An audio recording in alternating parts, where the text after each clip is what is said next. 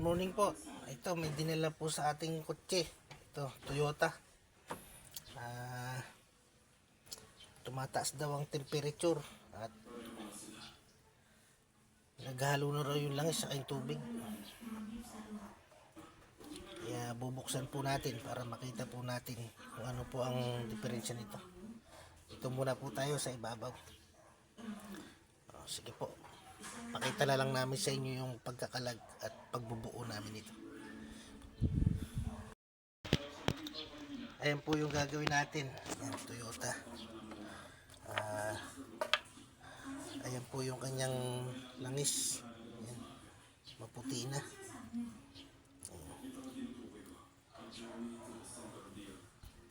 Ayun. Kahalo na nga yung tubig tsaka yung langis.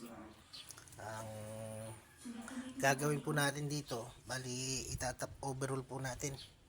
Baklasin natin tong ibabaw para makita natin kung bakit naghalo yung langis niya at saka yung tubig.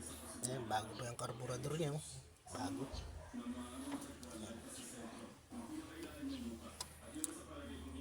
Sige po, umaya na lang po pagka nabaklas na namin. Ayan, iaangat na po natin yung head at tingnan natin kung anong naging sira nito.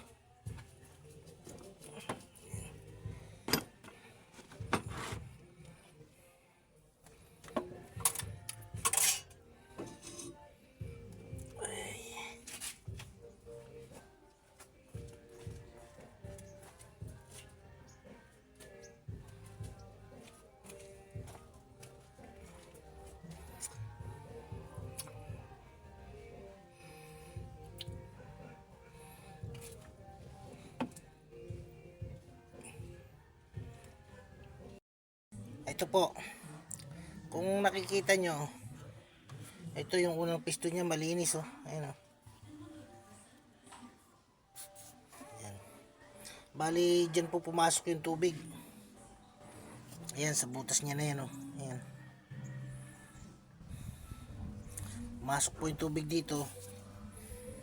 Tapos bumaba po roon sa ano, humalo po sa langis niya. Babalitan po natin yung head gasket niya. Ayan. Wala na po yung ayun, maitim. Ayan. Tapos tong head niya dadalhin po natin sa machine shop. Ayan. Para maipa-replace po natin.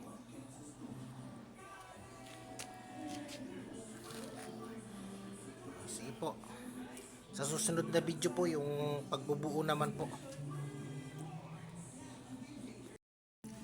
Ayan nga po pala yung langis niya, yung nakuha natin dyan oh. Ayan. Kulay gatas. Ganyan po ang nangyayari kapag naghalo na yung tubig tsaka yung langis. Ayan.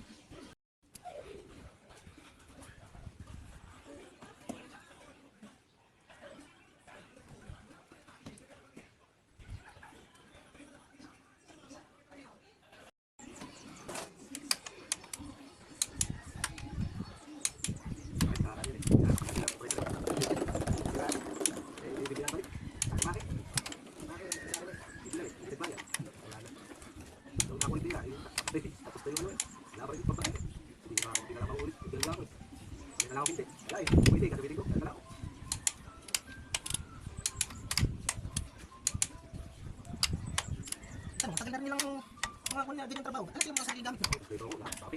Sabi lang tinuro ko lahat. Kasi Talagang kailangan dapat kasi kontrata yung mga tools. May tools ko naman. Gagal ka. yun ang linya ng trabaho mo eh. Sa nung nung nag-aaral kaming mekaniko. Papaandar na po tayo. Titingnan natin kung okay yung pagkakakabit po natin. Bal, start! Yo. Okay.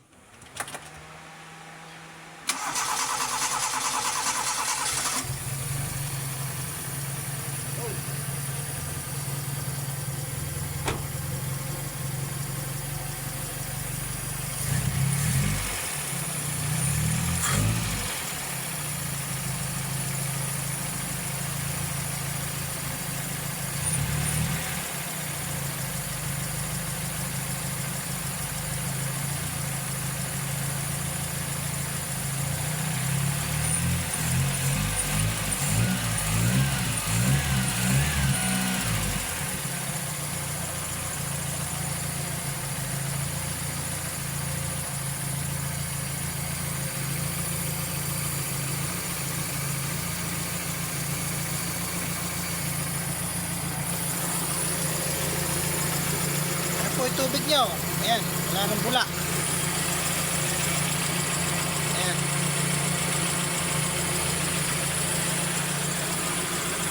Ayun po yung may-ari. Ayun. Yak. Gawin mo yung tunog. Ito na may gumawa.